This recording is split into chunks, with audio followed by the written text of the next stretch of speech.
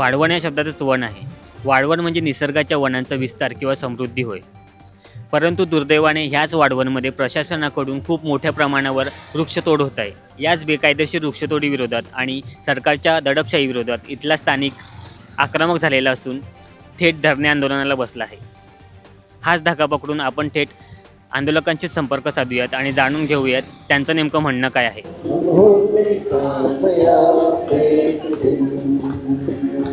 एकच जिद्द, रद्द करा, रद्द करा, रद्द करा, रद्द करा, रद्द करा.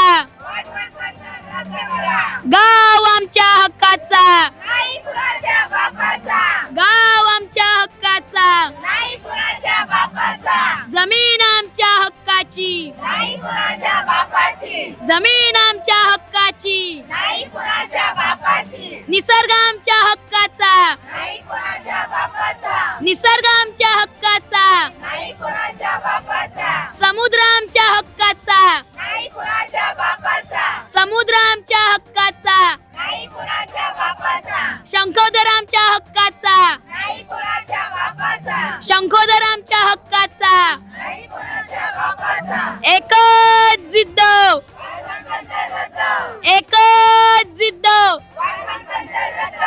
नमस्कार, तुम्ही किती वाजल्यापासून इथे बसला आहात? आम्ही सकाळी 9च्या अगोदरच आले तिथे, पण अगोदर आम्हाला पोलीस आले, त्यांनी अडवलं की इथे पाहिजे नाही हे सगळं, तुम्ही पत्रक नाही दिला मला, सगळं हे बंद करा. पण आम्ही सांगितलं की आम्ही करू, कारण आम्हाला स्टॉपवर अगोदर आम्ही स्टॉपसाठी सांगितलेलं, पण त्यांनी तिकडे पण नकार दिला. आम्हाला साई मंदिरासाठी सांगितलेलं, पण ते गावात पडते ना, आणि आमच्याच लोकांची तिथे रहदारी होईल आणि इथे आहे पूर्ण जागा मोठी आहे, इथे सगळं व्यवस्थित होऊ शकते. आम्ही रस्त्यावर पण नाही येत ना, बरोबर. म्हणून मग इथे केलं. आणि तुम्हाला सगळं घरातली कामं वगैरे सोडून इथे काय येऊन बसावं लागतं? आमची जन्मभूमी आहे. आमच्या आई वडिलांनी आम्हाला समुद्रावर मासेमारू करून आम्हाला लहानाचं मोठं केलं, आम्हाला शिक्षण दिलं. आज त्या समुद्राच्या जीवावर आम्ही आहेत, मग त्याच्यासाठी आम्हाला लढायला पाहिजे. त्यासाठी आमच्या अस्तित्वासाठी आम्ही इथे आलोय. बरोबर. आणि आपण इथे पाहतो या आंदोलनामध्ये स्त्रिया ज्या महिला आहेत त्यांची संख्या खूप मोठी आहे, तर त्याच्या मागचं कारण काय? कारण त्यांना पण माहिती आहे की हा समुद्रच आमचा बाप आहे, आणि आमच्या ह्या समुद्राच्या जीवावरच आम्ही आज लहानाचे मोठे होऊन आणि आमची मुलाबाळ पण त्याच्यावर मोठे होऊन आज शिक्षणासाठी पुढे जात आहेत. पिढ्यानपिढ्या आम्ही ह्याच्यावरच जगणार आहोत. बरोबर, थँक्यू. आणि तुम्ही ह्या परिस्थितीत सुद्धा इथे येऊन बसले आहेत, तर तुमचं म्हणणं काय आहे? आमचं म्हणणं असं आहे का वाढवण बंद नको आम्हाला, म्हणून आम्ही इथे आलेले आहेत. आमचं गावच आम्हाला पाहिजे. एकच जिद्द, वाढवण बंद रद्द. नाही कुणाच्या बापाचा, नाही कुणाच्या बापाचा, नाही कुणाच्या बापाचा. वाढवण बंद रद्द. जितेंगे, जितेंगे. एक दो, वाढवण बंद फेक दो. एक दो, वाढवण बंद फेक दो. भूमिपुत्र एकजुटीचा विजय असो. नमस्कार, हे जे धरणे आंदोलन तुम्ही उभारलं आहे ते कशासाठी आहे आणि तुमच्या मागण्या त्याच्यातून काय आहे? मुळात आमच्या मागण्या अशा काहीच नाहीत. आमची मागणी एकच आहे की वाढवण बंद रद्द व्हावं, हीच आमची एकमात्र मागणी आहे. आणि याच मागणीसाठी गेली अनेक वर्ष आम्ही लढत आहोत.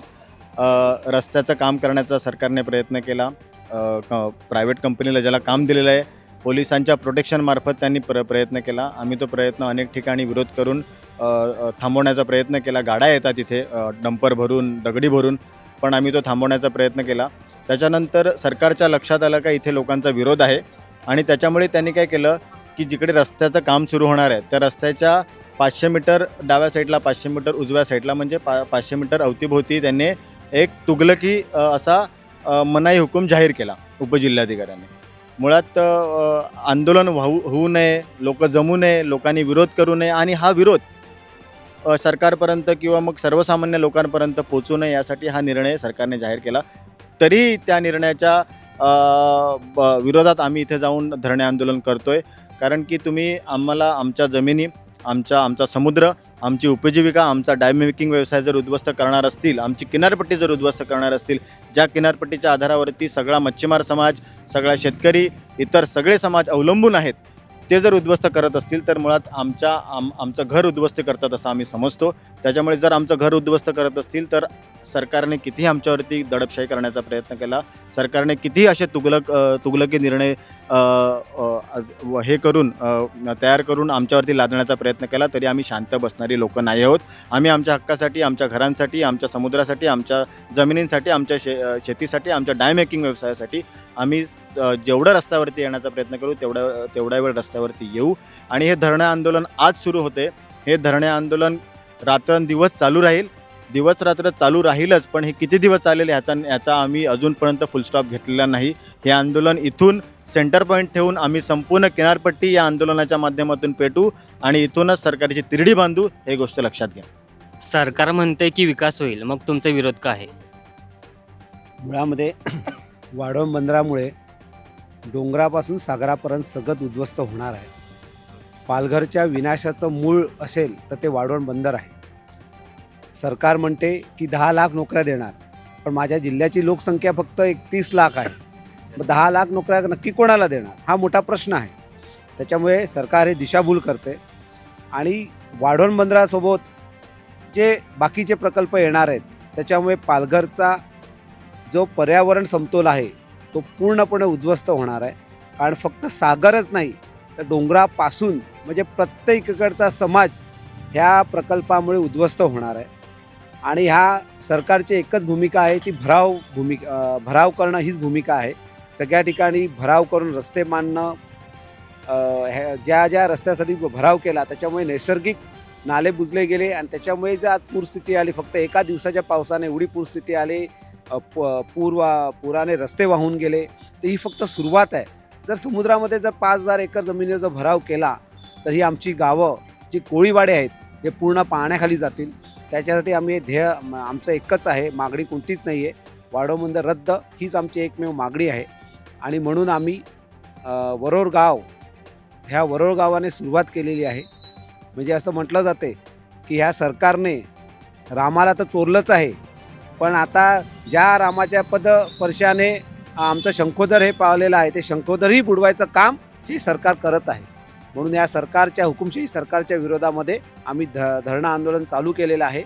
याच्यामध्ये आमची एकच हाक आहे या पूर्ण किनारपट्टीला ते डोंगरापर्यंत की आज आपण जर एकत्र नाही आलो तर हे सरकार आपल्यावर अशाच प्रकारे जशी जोर जबरदस्ती आज वरोरमध्ये वापरली जाते, आमच्या मुलींना, मावशीला, आत्याला जसं रस्त्यातून खेचून नेलं, त्याच गोष्टी ह्या सगळ्या किनारपट्टीला घडतील आणि ह्या किनारपट्टी पूर्ण उद्ध्वस्त केली जाईल. त्यासाठी जागे व्हा आणि वरोरच्या धरणे आंदोलनामध्ये सामील व्हा, हीच आम्ही आज हाक देतो. इथली जमीन, निसर्ग आणि समुद्र तुमच्यासाठी काय आहे? मुळात निसर्ग हीच सगळ्यात मोठी देवता आहे. निसर्ग कोपला, फक्त एक दिवस कोपला, एक दिवस पाऊस पडला तर निसर्गाने दाखवून दिलं की तुम्ही जे भराव करून जे रस्ते बनवलेले आहेत, पूल बनवले आहेत ते वाहून नेले. त्याच्यामुळे निसर्गाच्या ताकदीपुढे दुसरी ताकद कुठेच नाही आहे. तुम्ही एका साईडला भराव करून मार्ग बदलू शकतात पण ते थांबवू शकत नाही, हे अद्यापपर्यंत माणसाला कळलं नाही.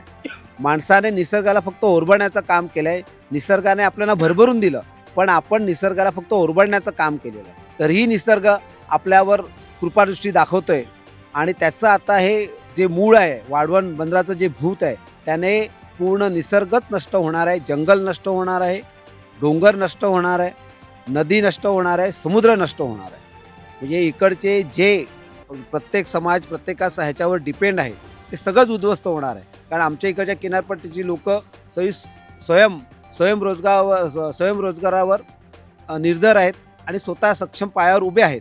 त्याच्यामुळे त्यांना कोणी काम देण्याची आवश्यकता नाही आहे. आम्ही उलट परकीय चलन येतं. डायमेकिंग हा आमच्या जगामध्ये, आमच्या ह्या छोट्याशा गावातनं प्रत्येक जगामध्ये डाय जाते. हा आमचा व्यवसाय आहे. शेतकरी शेती करतोय, पारंपरिक पद्धतीने शेती करते, आधुनिक पद्धतीने शेती करते. मच्छीमार पारंपरिक पद्धतीने मच्छीमारी करून समुद्राचा समतोल आणि निसर्ग राखण्याचं काम करत आहेत. त्याला कुठेतरी फाटा फोडण्याचं काम हे सरकार करत आहे. आणि मी असं ऐकलं की मागच्या 2-3 दिवसापासून तुम्ही एकटेच आंदोलनासाठी बसला होतात, तर ही जी या वयात स्फूर्ती आहे ती कुठून आली? आज माझा धरणे आंदोलन हा 4था दिवस आहे माझा. परंतु काही दिवसापासून माझ्या लक्षात आलं की सरकार जे हे हुकुमशाही पद्धतीने जे वाढवण बंदर लादत आहे त्याला आळा कसा घातला जाईल. आमचे मंडळ वगैरे सर्व भरपूर प्रयत्न करत आहे, पण माझ्या मनात एक विचार आला की धरणे आंदोलन जर केलं तर ह्याला आळा बसू शकतो. कारण जी काही सरकार कामं करते बेकायदेशीर त्याच्यावर प्रश्न केले जातात, पण आम्हाला योग्य ते समाधानकारक उत्तर कुठेच मिळत नाही. आमचं समाधानच नाही होत आमच्या प्रश्नांचं. म्हणून मग मी हा विचार केला, मी स्वतः एकटा आंदोलनाला बसणार, त्याच्यानंतर मग जनजागृती होईल, मग लोक आंदोलनाला तयार होतील. आणि आज हे लोक आंदोलनाला तयार झालेले आहेत. मी जागेवर परिस्थिती अशी अनुकूल निर्माण केलेली आहे, प्रत्यक्ष परिस्थिती मी अनुकूल केली, तेव्हा लोक आता आंदोलनाला तयार झालेले आहेत. पण मी स्वतः एकटा बसलो होतो पहिला आंदोलनाला.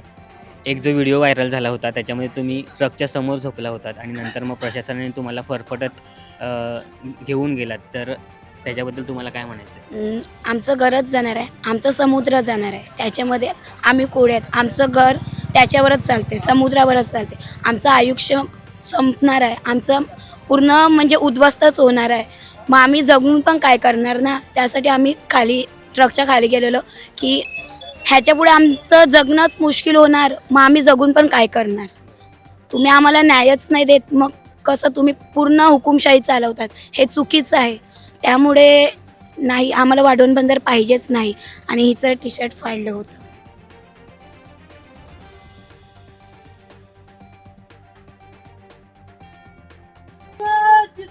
वाढवण बंदर रद्द.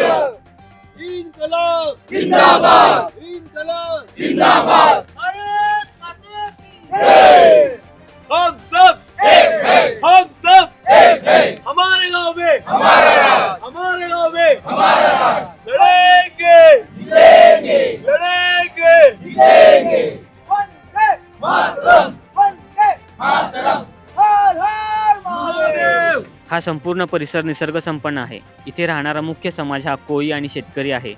तसेच इथला बहुतांश वर्ग डायमेकिंगच्या व्यवसायातून आणि मच्छीमारीच्या व्यवसायातून आपली उपजीविका चालवतो.